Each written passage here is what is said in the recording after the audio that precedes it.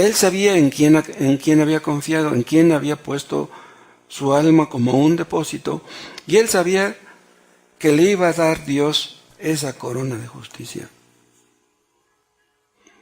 Pablo sabía que Cristo le había dado la salvación y que nunca se la quitaría. Vean, cuando una persona llega a esta certeza, cuando llega uno a estar bien seguro de que uno es un hijo de Dios y que nunca dejará de serlo, es una bendición enorme.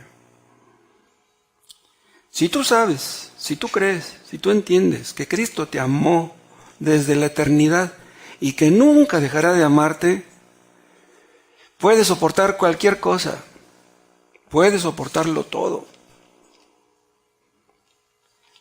Pero hay muchos opositores a esta doctrina y lo mismo con otras, ¿no?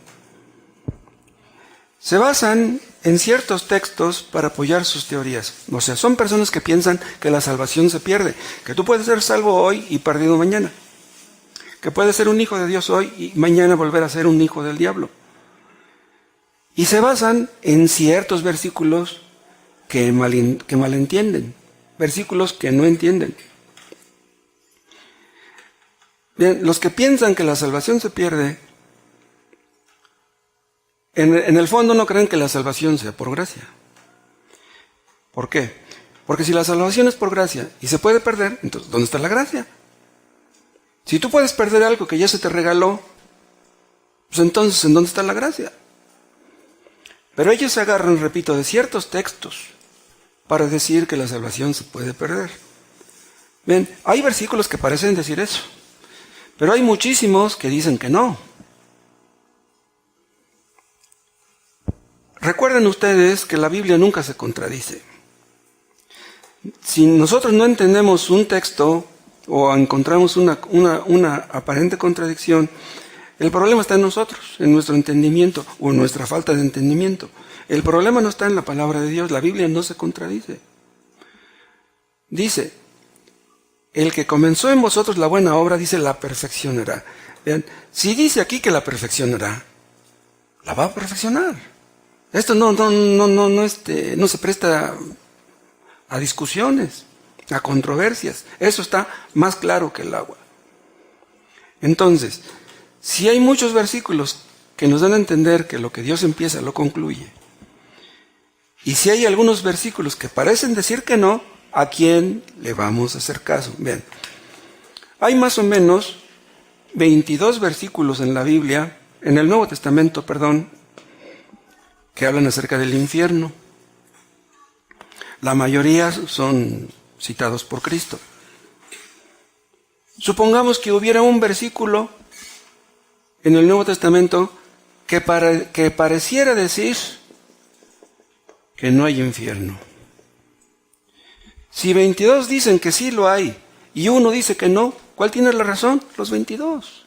El problema está en que los que se agarran de este versículo no entienden este versículo. Esta es una regla básica de interpretación bíblica. Cuando hay muchos versículos que dicen una cosa y hay unos poquitos que dicen otra, la mayoría tiene la razón siempre. Entonces, si hay muchos versículos que dicen que la salvación no se pierde y hay alguno por ahí que parece decir que sí, ya saben ustedes en qué creer. Por ejemplo, hay unos versículos en Mateo 7, vean, de los cuales se agarran algunos para decir que la salvación se pierde.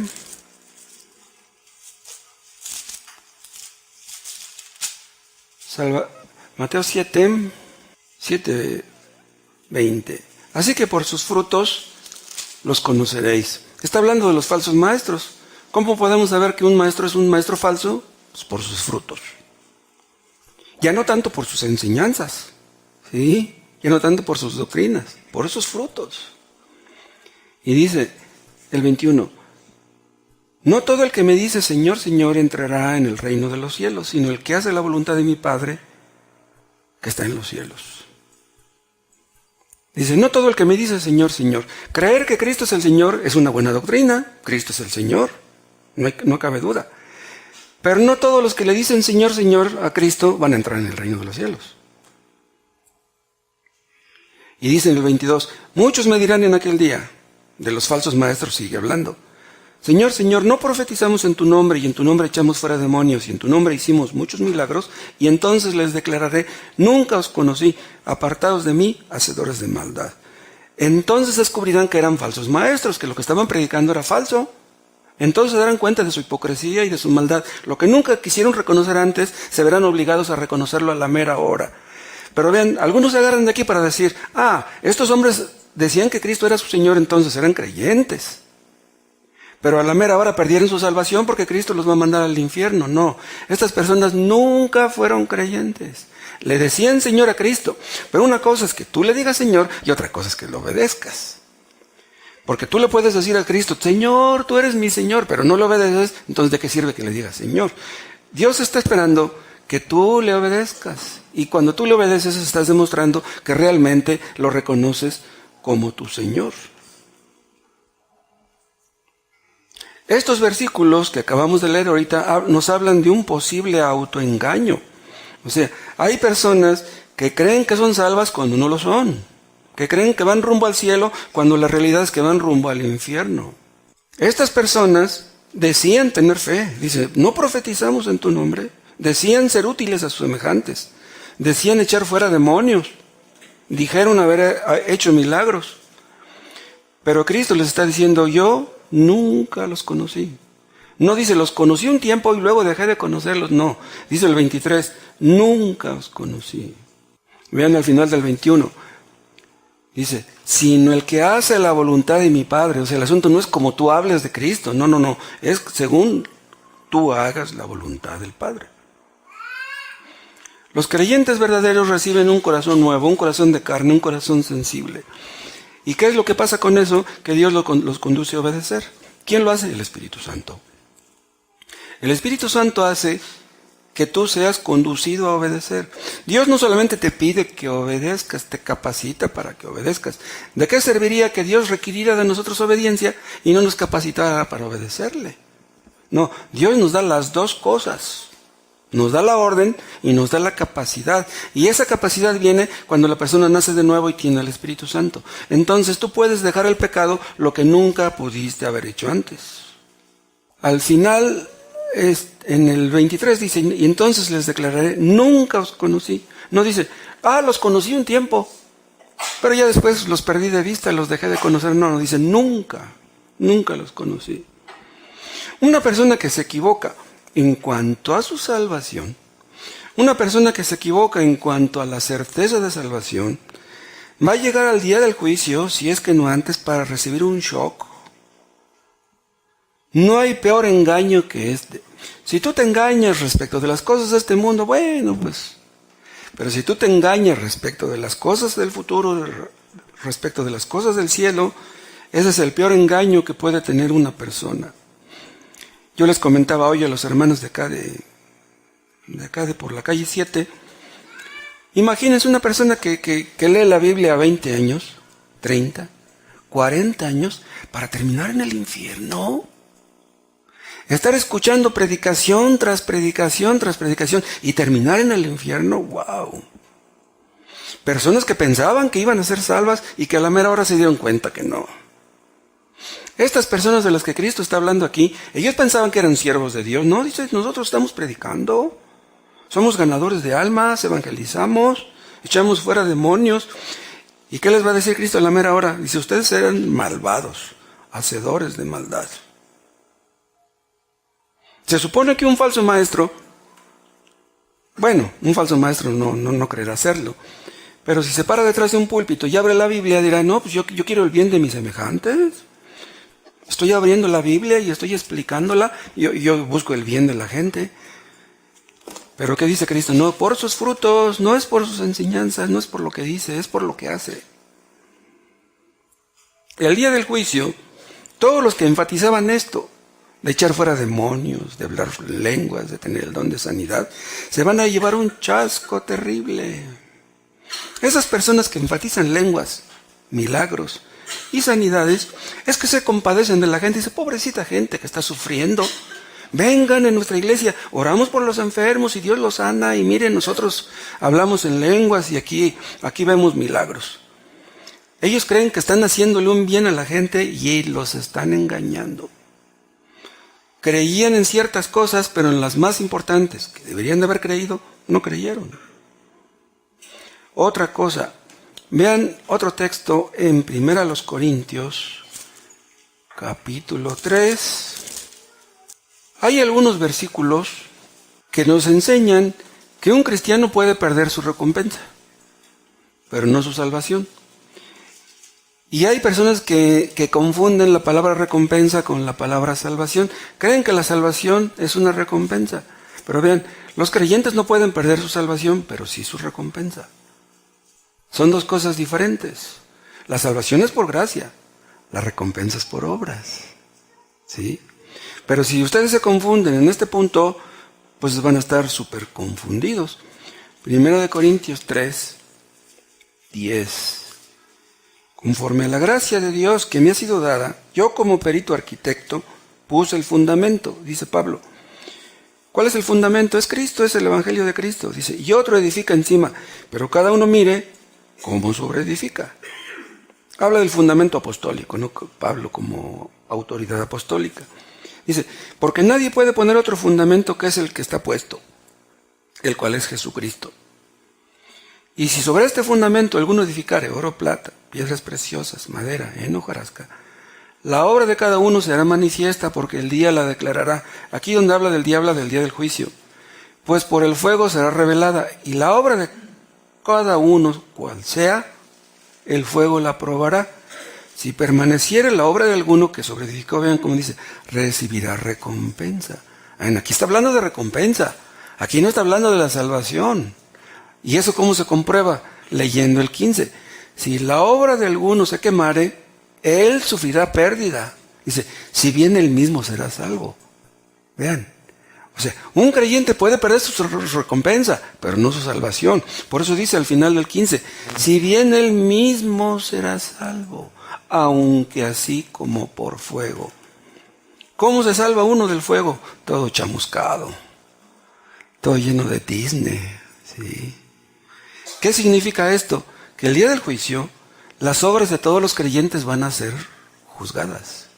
Pero escuchen, nuestras obras van a ser juzgadas no para ver si vamos al cielo o al infierno. Van a ser juzgadas para ver qué clase de recompensa nos toca, vamos a recibir. Si servimos a Dios fielmente, si fuimos obedientes, si construimos sobre el fundamento correcto, vamos a recibir una recompensa. Y si no, no vamos a recibir ninguna.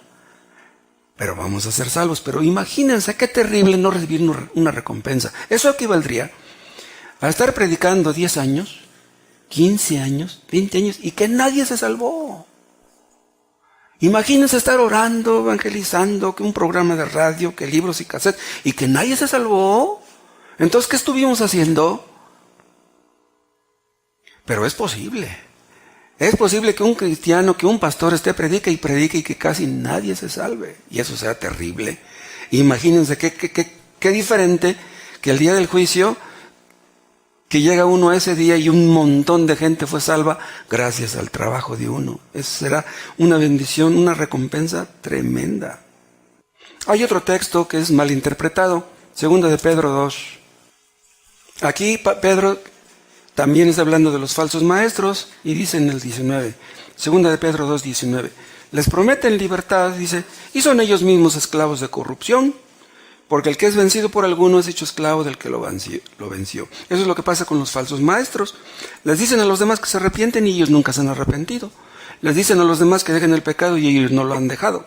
Y dice el 20, ciertamente, si habiéndose ellos escapado de las contaminaciones del mundo por el conocimiento del Señor y Salvador Jesucristo, enredándose otra vez en ellas, son vencidos, su postrer estado viene a ser peor que el primero, porque mejor les hubiera sido no haber conocido el camino de la justicia, que después de haberlo conocido volverse atrás del santo mandamiento que les fue dado.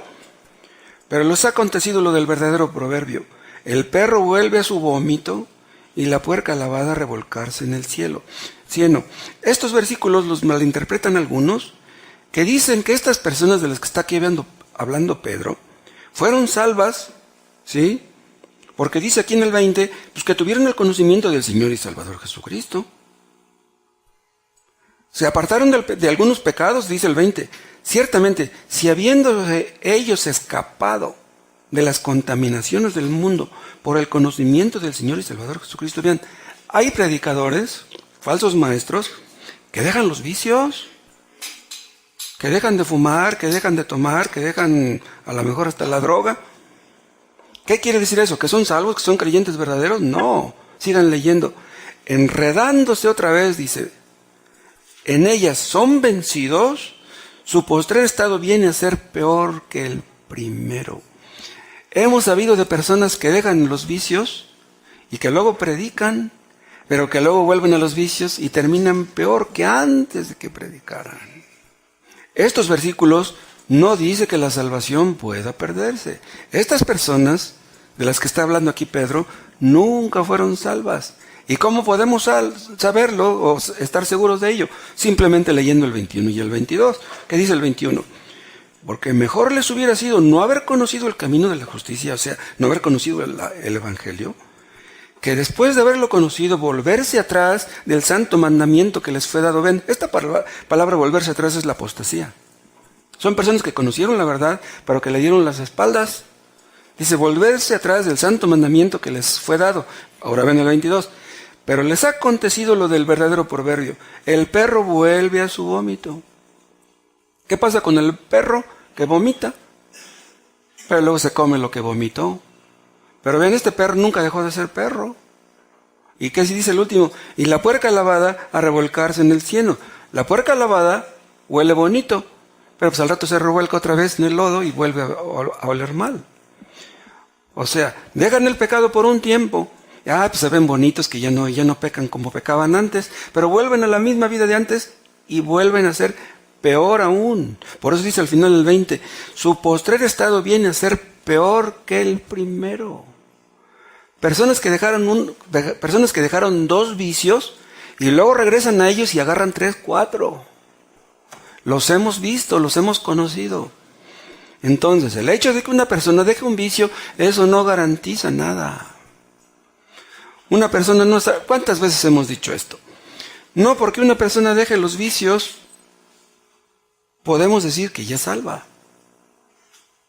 Nos da mucho gusto que los dejen, pero ¿qué hay detrás del asunto? Entonces, ¿de qué nos están hablando estos versículos? Nos están hablando del peligro de la apostasía. Vean, este peligro es un peligro que debemos verlo como para todos. Acuérdense que yo les he comentado en más de una ocasión, nosotros creemos que la salvación no se pierde, pero es bueno creer que se pierde. No cantes victoria.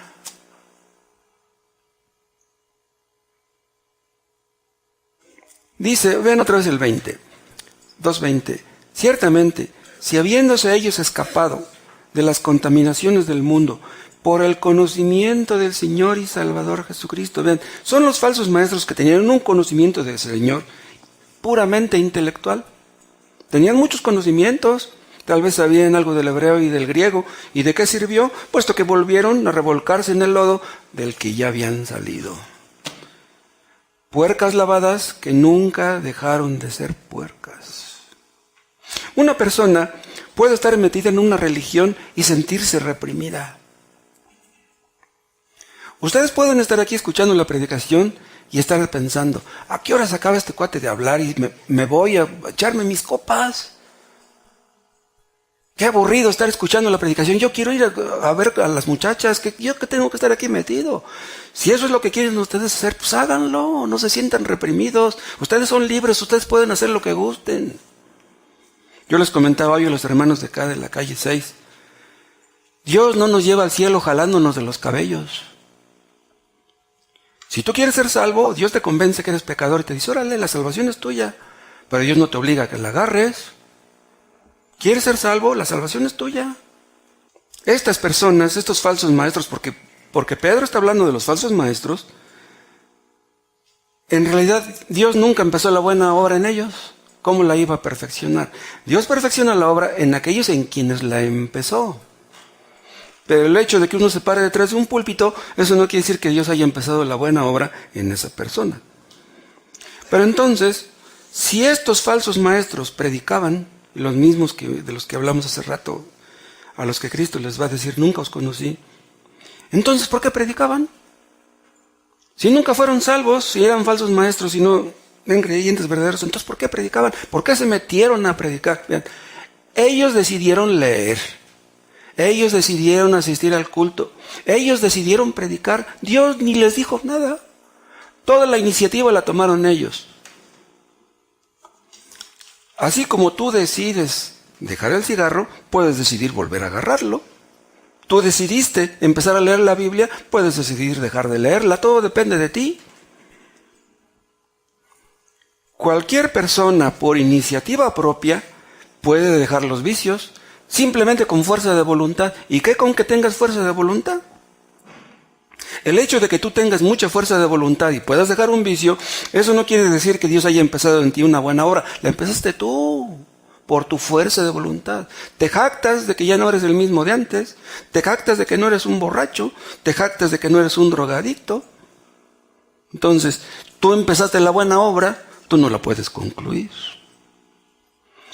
Dios es el que la perfecciona, porque Él es el que la empezó. Pero si tú la empezaste, tú no vas a poder concluir nada. Hay personas que quieren ser cristianas porque dicen, bueno, pues si otros pueden serlo, yo también. Pues entonces, pues, yo veo a esos cristianos como que están contentos. Pues a lo mejor algo tiene el cristianismo, pues me voy a meter en una religión cristiana. Pues el hecho de que tú te metas no quiere decir que te vayas a convertir en cristiano. Porque ser cristiano es algo que Dios decide, no es algo que decidimos nosotros. Si tú quieres seguir a Cristo, si tú quieres obedecer y quieres pagar el precio, tú te vas a dar cuenta que seguir a Cristo no es fácil. Dejar el pecado no es fácil. Amar al prójimo y a los enemigos no es fácil. Y cuando te des cuenta que no es fácil, te vas a desanimar y vas a decir, ¿qué? ¿Me engañaron?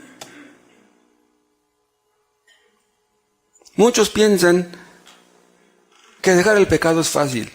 Vean, el pecado es la fuerza más poderosa del universo después de la de Dios. El pecado tiene más poder que Satanás mismo, porque Satanás es esclavo del pecado. El poder más tremendo es el poder del pecado. Y dices, no, yo, en cualquier momento. Sí, tú puedes dejar el cigarro, puedes dejar la copa, puedes dejar el baile, puedes dejar la pornografía. Pero a ver, deja la ira, la envidia, la soberbia. A ver, deja eso. ¿Cómo le vas a hacer? Cuando una persona se arrepiente de su pecado sinceramente, de todo corazón, en ese momento recibe un corazón de carne, una naturaleza nueva. Como dice el texto, el que está en Cristo, nueva criatura es. Entonces, el que está en Cristo, aunque tú lo ves que es una persona, la misma persona, en realidad es otra. Porque Cristo dice, el que está en Cristo, nueva criatura es. Tú lo ves igual, ves las mismas arrugas, las mismas canas, pero es una persona nueva, porque Dios la ha hecho nueva. Entonces, esa nueva persona que ya está en Cristo es una nueva persona que tiene un nuevo corazón y nunca se le quitará ese nuevo corazón. Ya eres un hijo de Dios y nunca Dios te quitará eso. Entonces, estos versículos que estamos leyendo no dicen que tú puedes perder tu salvación. Son advertencias, repito, en contra de la apostasía. El Nuevo Testamento nos habla de 3 clases de apostasía. Vean, hay una apostasía que se llama doctrinal, otra moral y otra social. Podríamos ver los textos, pero para no meternos en problemas, mejor vamos a ir a estos puntos. ¿Saben cuál es la apostasía doctrinal? Son las personas que dicen recibir la doctrina, que dicen recibir la enseñanza, que dicen creer que Cristo es Dios, y luego niegan eso. Y ha habido muchos falsos maestros que cayeron en ese punto. Por ejemplo, los fundadores de los Testigos de Jehová, de los Adventistas del Séptimo Día, de los mormones. Los fundadores de esas religiones conocieron el Evangelio, pero no les gustó. Entonces salieron de las iglesias donde aprendieron esas doctrinas y fundaron sus propias iglesias. Imagínense una persona que va a una iglesia donde le enseñan la verdad y dice, no, a mí no me gusta eso, yo mejor voy a hacer mi religión a mi gusto. Eso se llama apostasía doctrinal. Es rechazar la verdad porque no te gusta. Entonces tú quieres una verdad a tu gusto.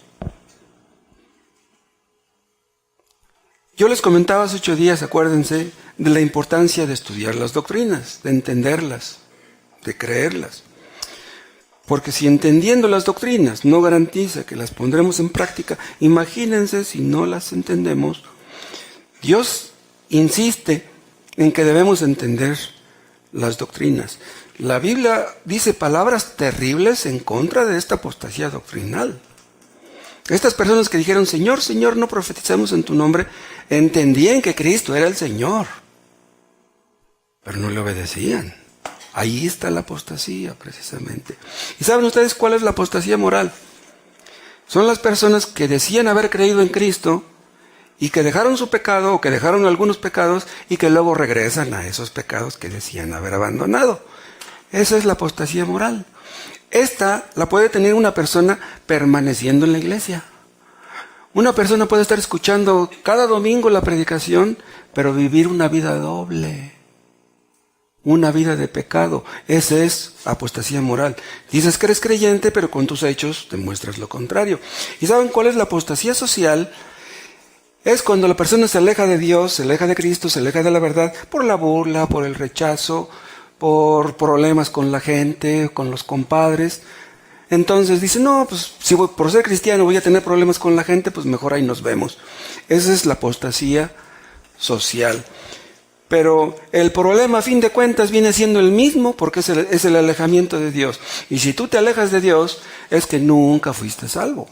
Hay cosas que acontecen a ciertas personas que les empiezan a endurecer, que les empiezan a alejar. En un principio estaban muy animados, leían la Biblia, les gustaba leerla, les gustaban los cantos, les gustaba incluso tal vez hasta orar, no sé. Pero que ya después, cuando tienen problemas, cuando se dan cuenta que no es tan fácil seguir a Cristo, se alejan, se apartan, y algunos llegan al punto de una apostasía que ya no tiene regreso. Personas que ya después ya no pueden ser salvas. Que tanto le dicen que no a Dios, que Dios les agarra la palabra. ¿No quieres nada conmigo? Órale pues. Hay personas que se apartan de Dios cuando tienen graves problemas económicos. Hemos sabido de personas que se alejan de Dios cuando pierden un ser querido. No pueden soportar la muerte de un ser querido. Y entonces, cuando tienen esos problemas, se quitan la máscara. Se descubre lo que son realmente. Vean, todos en este mundo tenemos luchas, pruebas, problemas, necesidades de diferentes tipos. A los creyentes les ayudan, todas las cosas ayudan a bien, pero a los que no son creyentes verdaderos les ayudan a mal, les perjudican. El mismo sol que ablanda la cera endurece el barro. El problema no está en el sol. El asunto está en la cera y en el barro. Entonces, el propósito de estos textos, que algunos usan mal, son una advertencia para todos de un posible autoengaño. Nos puede engañar el diablo, nos podemos engañar a nosotros mismos. Por eso Pablo nos dice que debemos examinarnos a nosotros mismos si nuestra fe es verdadera, no sea que estemos engañados. Estos textos nos enseñan que Dios utiliza medios para preservar a los creyentes, acuérdense. Dios nos preserva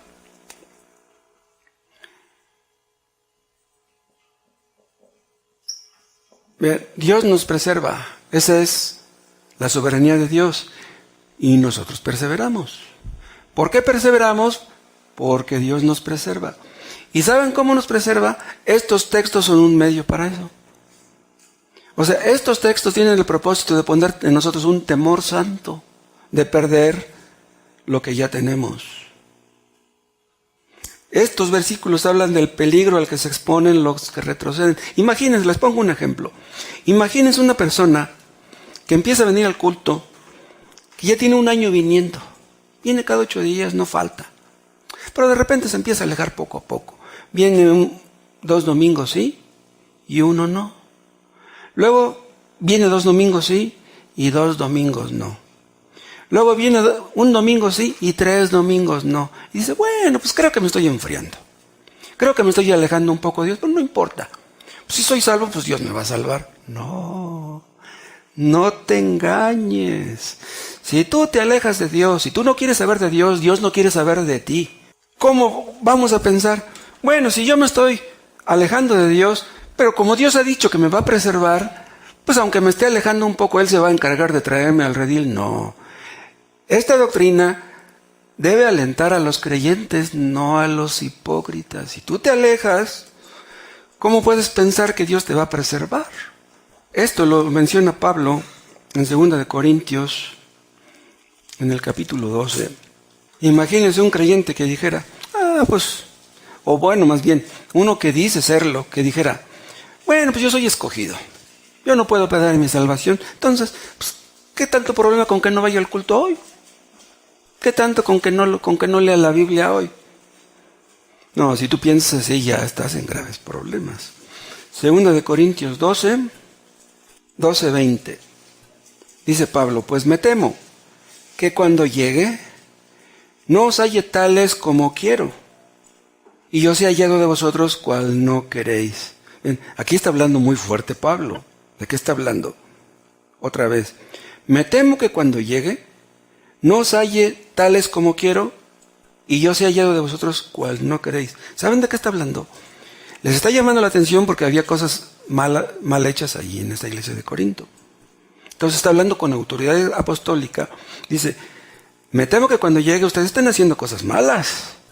Y me van a encontrar a mí no como un apóstol amoroso, sino como un apóstol que llega con su autoridad y les va a llamar la atención. Dice, que hay entre vosotros contiendas, envidias, iras, divisiones, maledicencias, murmuraciones, soberbias, desórdenes. De estas cosas había en la iglesia de Corinto. Dice, que cuando vuelva a visitarlos, me humille Dios entre vosotros. Y quizá tenga que llorar por muchos de los que antes han pecado y no se han arrepentido de la inmundicia y fornicación y lascivia que han cometido. Una persona que cae en estos pecados que dice aquí al final del 20, envidias, contiendas, iras, divisiones, maledicencias, si no se arrepiente, ¿qué es lo que le espera a esa persona? Bien, ningún creyente es perfecto. Estos pecados de los que está acusando aquí Pablo a los corintios, ¿nos podría acusar a nosotros? En nosotros hay mucho pecado. Pero ¿cuál es la reacción de un creyente cuando se le señala un pecado? Pues apartarse de él. Si Dios te está diciendo que estás mal, pues deja eso. Pero imagínense que una persona dice, pues sí estoy pecando. Pero ¿qué importa? Yo soy de los escogidos. No creo que vaya yo a tener problemas con Dios. No, si tú piensas así, ya estás en problemas. No vas a estarlo, ya lo estás. Entonces, ¿cómo puedes esperar que Dios te preserve si tú andas en malos pasos? Una persona dice, yo no puedo perder mi salvación. Soy un hijo de Dios, entonces aunque peque, no voy a perder mi salvación. Esa persona no es salva, esa persona es una hipócrita. Un cristiano no puede pensar de esa manera. Si una persona que dice ser cristiana, vean, que dice serlo, cae en pecado y no toma medidas para arrepentirse y para salir de su pecado, tiene que entender que Dios nunca está de acuerdo con eso. Tú tendrás que sufrir las consecuencias de tu pecado. Ahora, desgraciadamente, muchos pecan y no sufren las consecuencias inmediatamente. Entonces dicen, no, pues Dios no me castigó. Hice lo malo, pero pues aquí estoy, no hay ningún problema. Y por eso se jactan y siguen haciendo lo mismo y lo mismo. ¿Qué pasa con esos que están engañados? No son hijos de Dios. Si hay un pecado que te domina, un solo pecado te domina, tú no tienes bases para decir que eres salvo. Ningún pecado puede dominar a un creyente. Todos podemos pecar de cualquier manera, pero ningún pecado puede dominar a un creyente, porque Cristo rompió con el poder de su Espíritu Santo el dominio del pecado sobre los creyentes. El pecado no se enseñoreará de vosotros, porque no estáis bajo la ley, sino bajo la gracia. Entonces, si tú no dejas un pecado que te domina, no tienes bases para decir que eres salvo. No tienes bases para decir que no puedes perder tu salvación, porque no la tienes. Hay muchos que creen que la salvación no se pierde, pero que no son salvos. Pues si tú no eres salvo, ¿cómo vas a perder lo que no tienes? La salvación podría perderla una persona que la tuviera, pero si tú no la tienes, ¿cómo la vas a perder? Ahora, estoy hablando hipotéticamente, porque es imposible que uno que la tenga la pueda perder. El hecho de que una persona crea que la salvación es por gracia, no quiere decir que esa persona es salva. Sí, la salvación es por gracia. Pero el hecho de que tú creas que es por gracia no garantiza que tú seas salvo. Entonces, ¿cómo vas a perder una salvación que no tienes? Hay algunos que dicen creer en la salvación por gracia. Pregúntales. Ay, a ver, explícame. ¿Qué quiere decir ser salvo por la gracia? No saben explicarlo. Entonces, si no entiendes qué significa la gracia, ¿cómo puedes decir que se puede caer de la gracia? En una ocasión nos contó el hermano Tomás que fue allá a Yucatán y se reunía con los hermanos allá. Y en una plática ya después del culto, estaban ahí un grupito platicando, y dijo uno de ellos, dice, hermanos, dice, en nuestra iglesia, la mayoría de miembros, dice, somos carnales. Así le dijeron a Tomás. ¿Saben qué les contestó Tomás? Dice, si hay aquí algunos que son carnales, que andan en algún pecado, dice, ni creyentes son. ¿Sí les dijo? Ni creyentes son. Esos que enseñaron la teoría del creyente carnal enseñaron una doctrina perversa. No hay tal cosa como creyentes carnales. Acuérdense, lo vimos el otro día. El creyente, una de dos, o andas en la carne o andas en el espíritu. Los inconversos son personas carnales, los creyentes son personas espirituales, porque tienen el Espíritu Santo. No hay más que dos clases de personas. O eres carnal o eres espiritual, no hay de otra. Si ya naciste de nuevo, si ya creíste en Cristo, si ya te has arrepentido, tú eres una persona espiritual, y si no, eres carnal, y punto.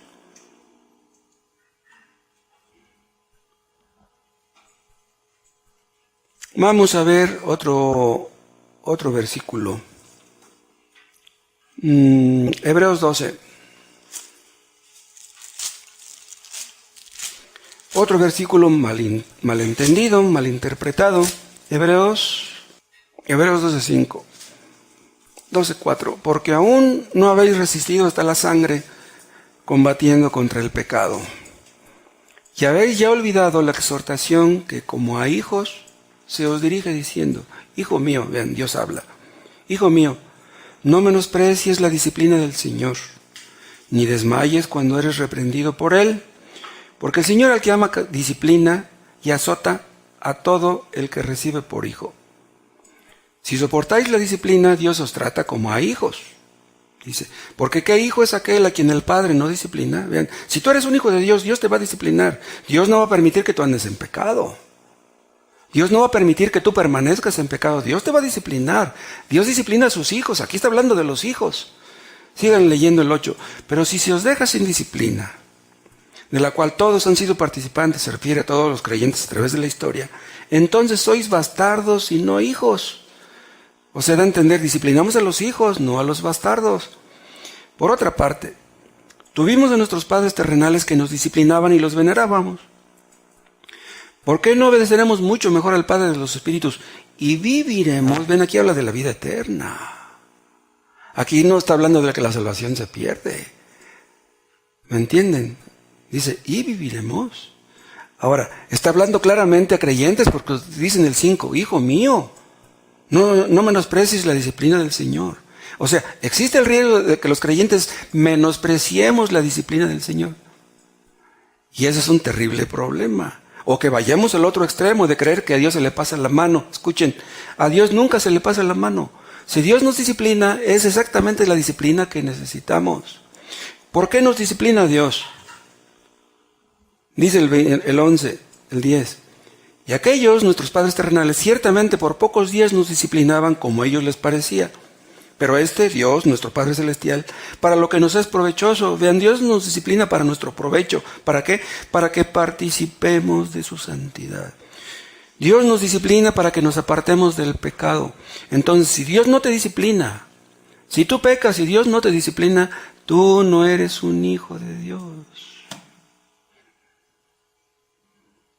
Dice el 11, es verdad que ninguna disciplina al presente parece ser causa de gozo, sino de tristeza. Pues no nos gusta que Dios nos discipline, pero después da fruto apacible de justicia a los que en ella han sido ejercitados. Vean, Dios nos disciplina para que nos apartemos del pecado.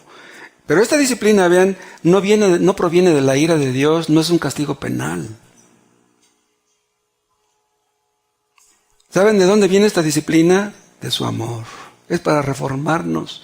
Dios nos disciplina para obligarnos a apartarnos del pecado. En otras palabras, si leyendo las Escrituras, si escuchando los sermones, no nos apartamos del pecado, dice Dios, ¿no quieres apartarte del pecado? Pues te voy a mandar algo que te va a obligar. Ay de nosotros si Dios nos disciplina de esa manera. Dios nos advierte, Dios nos amonesta a través de la palabra. ¿Por qué tenemos que ser tan necios que necesitemos una nalgada? Si ustedes tienen un hijo obediente para que le dan una nalgada, no, pues qué bueno, tener una bendición tener un hijo obediente. Pero si es necio, pues perdóname hijo, pues ahí te va la nalgada. Pero si nosotros somos obedientes, Dios no nos disciplina. ¿Saben una cosa? Si todos los miembros de esta iglesia fuéramos obedientes, hiciéramos la voluntad de Dios, pues Dios no tendría por qué apretarnos las tuercas. Lo malo es que somos bien testarudos, no somos unas peritas en dulce. Tenemos algunos años conociendo la palabra de Dios, pero el hecho de tener muchos años no garantiza que obedezcamos lo que hemos aprendido. Pues Dios quiere que obedezcamos.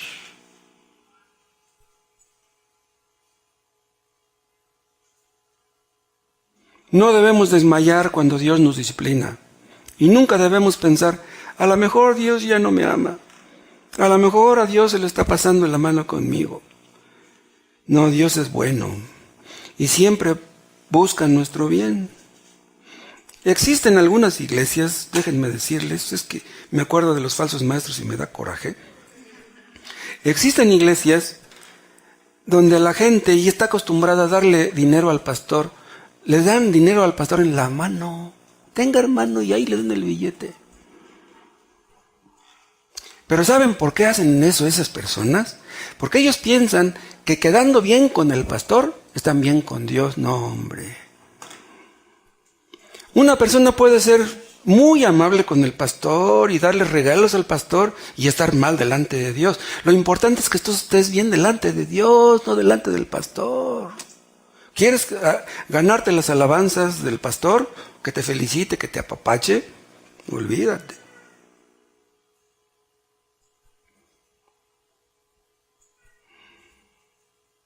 La disciplina no nos gusta, pero Dios nos ejercita por medio de ella para que llevemos fruto. Dios nos mete en un gimnasio para que crezcamos y para que no caigamos en tentación tan fácilmente. ¿Y saben qué pasa cuando Dios nos ejercita? Que nos obliga a cooperar con nuestra santificación. Vean, acuérdense, la justificación es por gracia. ¿Qué hicimos para tenerla? Nada. Es gratuita. Justificados pues por la fe, gratis. Pero la santificación, esa sí nos cuesta. En esta tenemos que cooperar. Tenemos que apartarnos del pecado. Tenemos que leer, tenemos que orar, tenemos que obedecer. Esto cuesta mucho. Pues Dios nos obliga a cooperar en este punto. Esto es gratis, solamente Dios lo hace. Pero aquí cooperamos Dios y nosotros. Entonces, Dios nos aprieta las tuercas para obligarnos a cooperar. Pero vean, solamente los creyentes pueden cooperar. Porque una persona que no ha sido justificada no puede poner su parte aquí. Tú no puedes dejar el pecado. Si no has nacido de nuevo, tú no puedes dejar ningún pecado. Los creyentes tienen la ayuda del Espíritu Santo. Los inconversos no. Dios nos preserva, pero nosotros somos responsables de perseverar. Bien, Él es el que perfecciona la obra, como dice el texto, pero nos da los incentivos para que cooperemos con Él. Vean, nosotros no nos gusta darles incentivos a nuestros hijos. Por ejemplo, si ustedes tienen un hijo que saca malas calificaciones, ustedes pueden animarlo. Mira, hijo, si tú pasas esta materia, te prometo que te compro tu bicicleta cuando termine el año. Entonces el niño, por el interés de la bicicleta, le echa ganas y pasa la materia. Cómprenle su bicicleta. Dios nos da incentivos. Si llegamos a ser cristianos, eso fue decisión de Dios. Esta es la decisión de Dios. Yo soy cristiano gracias a Él. Yo no me hice cristiano, Él me hizo. Entonces, ya habiendo sido cristiano, ahora yo tengo que cooperar aquí, tengo que poner mi parte. Ahora, ¿cuál es la parte que tiene que poner un inconverso? Tú no puedes. Tú no puedes. Vean, Dios es el gobernador moral del universo. Y como tal está obligado a castigar el pecado y a recompensar la justicia. Dios está comprometido a eso. Dios castigará el pecado y recompensará la justicia. Si no hiciera eso, Dios dejaría de ser Dios. Pero ¿saben una cosa? Eso no lo va a hacer todo aquí. ¿Qué quiero decir con esto? Habrá un día de juicio.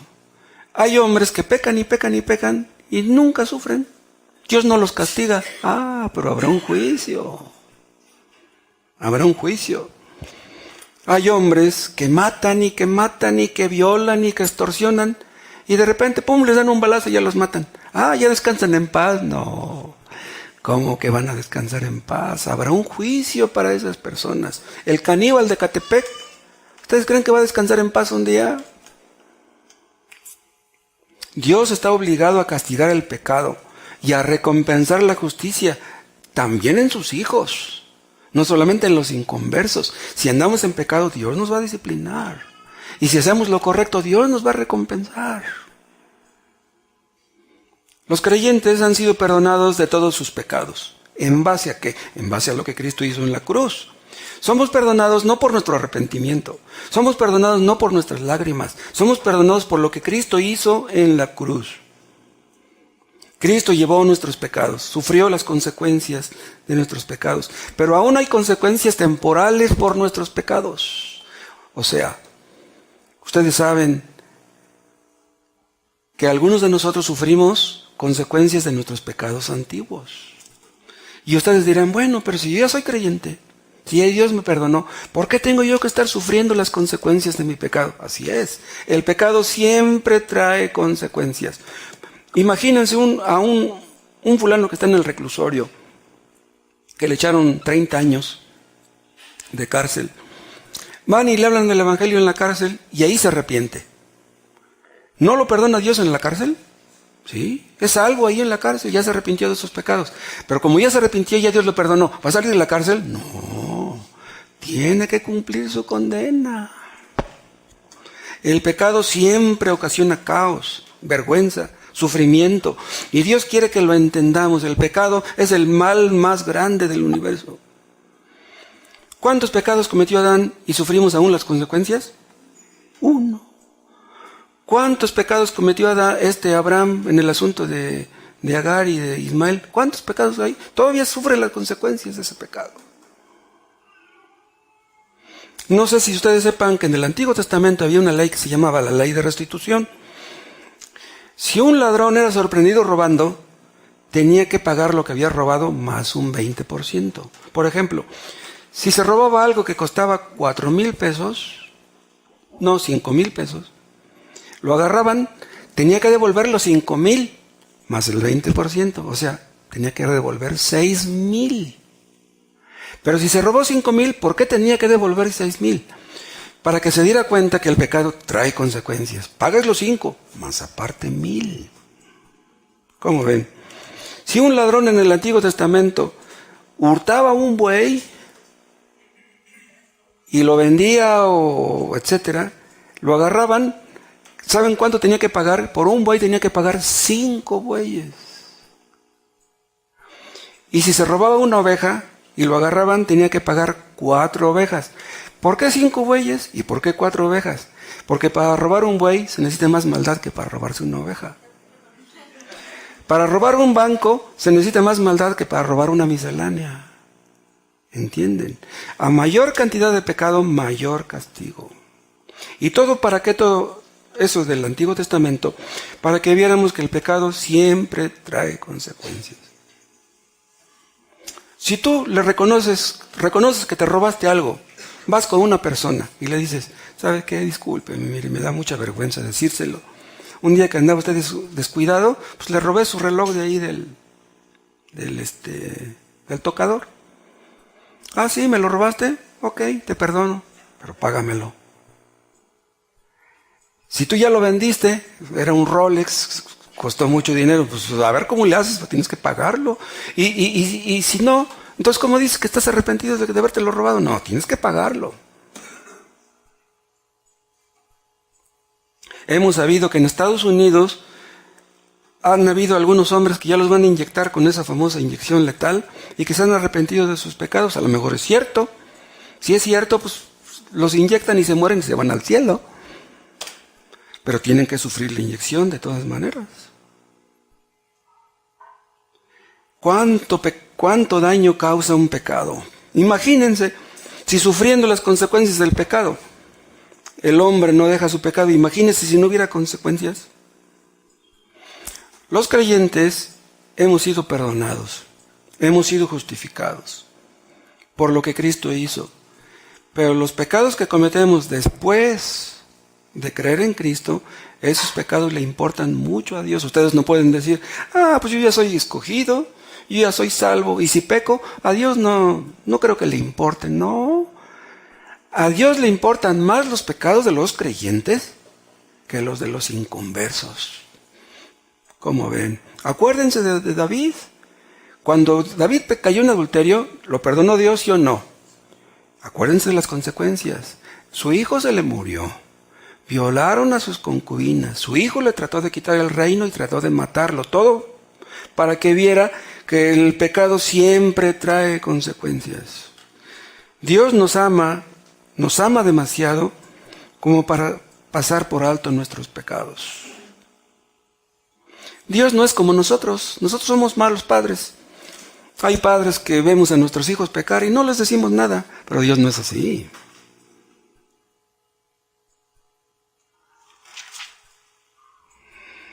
No debemos pensar, hermanos, que como ya somos salvos, a Dios no le importa mucho si le desobedecemos. La verdad es que a Dios le importa mucho todo lo que hacemos y todo lo que dejamos de hacer. Y si pecamos, algo perderemos, no la salvación, pero algo perderemos. Nuestra obra será perdida y seremos salvos como quien sale corriendo de un incendio. Por último, vean otro texto, en 1 de Pedro 3. Al fin que con el nuevo horario tenemos más tiempo. 1 de Pedro 3. Tenemos una hora más.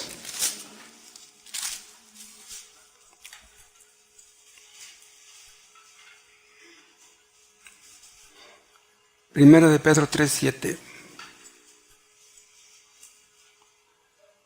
Vosotros, maridos, igualmente, vivid con ellas, con las esposas, sabiamente, dando honor a la mujer como vaso más frágil y como coherederas de la gracia de la vida. ¿Para qué? ¿Por qué debemos tratar a las mujeres sabiamente y darles honor? ¿Por qué? Dice, para que vuestras oraciones no tengan estorbo. O sea, si tú tratas mal a tu esposa, Dios no escucha tu oración. Qué terrible que un creyente esté orando y que Dios no lo escuche. Imagínense que Dios estuviera enojado conmigo por la forma como trato a mi esposa y que cuando yo estuviera orando por ella se me apareciera Dios y me dijera, hipócrita, ¿quieres que escuche tu oración? Mira cómo tratas a tu pareja. Wow. Y eso se puede aplicar también a la esposa que maltrata al marido, porque se dan casos. ¿No? Lo peor sería que Dios nos echara en el infierno por tratar mal a nuestra pareja. No lo va a hacer. Si somos creyentes no nos va a echar en el infierno. Pero si simplemente no oye nuestras oraciones, ¡qué terrible! Es posible, déjenme decirles algo, es posible que un creyente esté orando y orando y orando y Dios no lo escuche. Estar perdiendo el tiempo nada más. Dios no tiene hijos consentidos, ni hijas tampoco. Todos los que hacen lo que está mal hecho tienen que sufrir las consecuencias. Dios ha empezado en ti la buena obra, la perfeccionará. Pero cerciórate de que Él haya empezado, porque a lo mejor la empezaste tú. Si tú la empezaste, Dios quiere humillarte para que te des cuenta de tu orgullo. Porque lo que los hombres empiezan, no lo pueden perfeccionar en sentido espiritual. Si tú quieres reformarte, si tú quieres mejorarte, si tú quieres santificarte, hermosearte y ponerte guapo, ponte. Pero sin la ayuda del Espíritu Santo tú no puedes cambiar. Si tú quieres cambiar por ti solo, por ti mismo, estás destinado al fracaso. Y lo que es peor, vas a perder tu alma. Es necesario que nazcas de nuevo por el Espíritu Santo. Tú solo no puedes cambiar, nunca cambiarás. No puedes cambiar tu duro corazón. Cristo no necesita ayudantes para salvarnos, Él salva solo. La salvación depende de Él, Él empieza y Él la concluye. Él no dice, oigan, yo ya puse mi parte, ¿ustedes no podrían ayudarme poniendo la suya? Él hizo todo lo que era necesario para la salvación. Tú crees en Él, confía en Él, Él salva del principio hasta el fin. Si ustedes confían en Cristo, si ustedes se arrepienten de su pecado, ustedes serán justificados. Y luego Dios los ayudará a que sean santificados. Y Él va a perfeccionar la buena obra. Y Él te ayudará para que tú colabores, te enseñará el camino.